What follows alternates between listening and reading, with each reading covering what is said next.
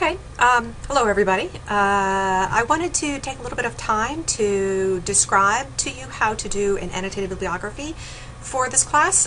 You are going to be doing an annotated bibliography of your own for your research project, and that's going to be due next class. But since we weren't able to meet yesterday, this is sort of standing in for me teaching you how to do an annotated bibliography. So I'm going to just give you an overview first, and then I'm going to sort of draw your attention to a few things in the annotated bibliography. So this, as you can see, is a 2-page annotated bibliography, right? It's 2 pages, right? I'm using Microsoft Word, okay?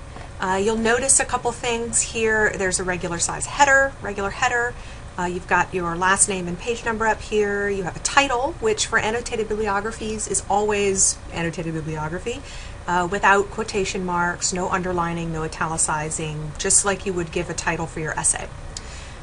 Note that the whole thing is double spaced, okay, from top to toe. And finally, notice also that this is what's called a hanging indent, okay? I'm just going to show you how to do this, right? If you go to your home page thing here, home button, whatever, ribbon thing, go to paragraph. There are other ways to do this, but this is just a simple way. You'll notice that it says special indentation hanging, okay? This is a pre-done setting. Usually it defaults to none or to first line, okay? And it'll give you little previews down here. If I say okay, then it will put it back to regular paragraph formatting, okay? You can also drag and drop the little pieces up here, if I can make it work. It doesn't look like it's going to work because I'm using the screen capture thing. So I'm just going to put it back to hanging. Okay, so that's how you do that, just in case you're wondering. All right, so a few things. I have 2 entries here. It's 2 pages. I have 2 entries. You'll notice that one entry is larger than the other. That's because I just wanted to spend a little bit more time showing you how to do the first one, and then the second one is really just an example of how you might incorporate sort of a discussion of how you would use primary source materials. This isn't a primary source. The article by Smith is not a primary source, but it contains primary sources that I, hypothetically, might want to use in my, say, informational website, okay? So we'll talk about that in a second. Here is the first one. I want to take a little bit of time to look at this one.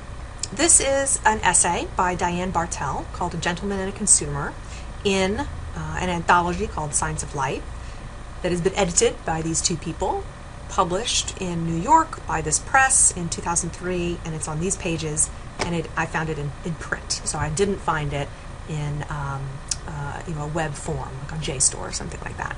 This is actually a book. So a couple things to notice. I start out, okay, with a bibliographic entry, okay? The second part down here is what's called the annotation. Now, the annotation typically has a couple parts to it. Different professors will want different things, okay? So this is a generalization. But basically, I want to give a summary of the essay. Okay? I want to be accurate. I want to be complete. I don't want to just summarize one portion of the essay.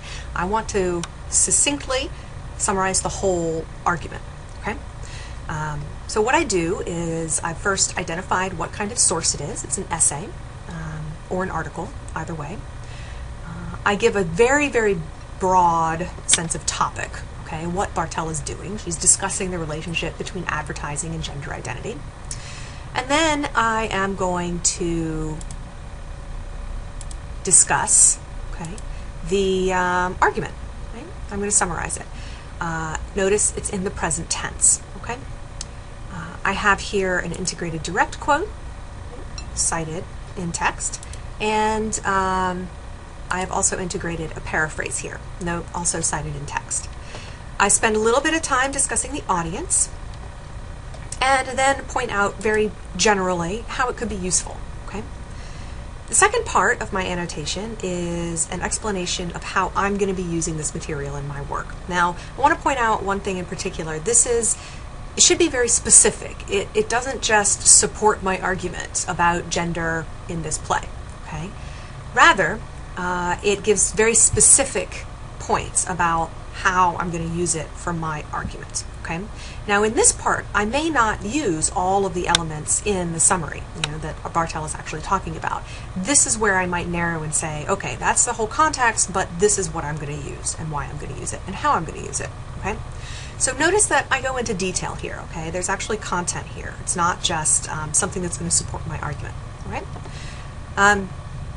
And then this second example is from an online journal article that I found in ProQuest, so you can take a look at that.